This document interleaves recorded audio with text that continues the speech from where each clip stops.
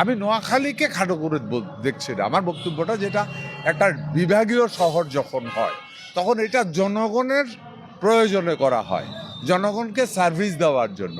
কমিউনিকেশনের দিক থেকে নোয়াখালী তো একটা কর্নার, এটা তো হইতে পারে না।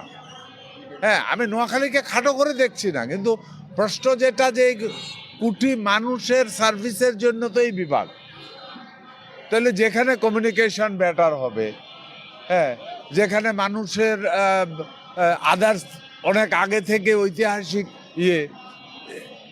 কুমিল্লা যেমন বোর্ড আছে, আমাদের শিক্ষা বোর্ড আছে, হ্যাঁ, তেমনি বিশ্ববিদ্যালয় থেকে শুরু করে সব কিছু, এটা একটা সিটি কর্পোরেশন, তারপর এডুকেশনের দিক থেকে বার্ড, সব কিছু মিলে এটাই যোগ্যতাতে আসে। তারা এমনিতে চায় আর কি, কথার কথা চায়, তারা অন্তর থেকে চায় না। কোনো বিবেকবান লোক কুমিল্লার বাইরে, কোনো বিবেকবান লোক অন্তর থেকে চাইতেই পারে না, এটা হয় না, এটা আমি বিশ্বাস করি না।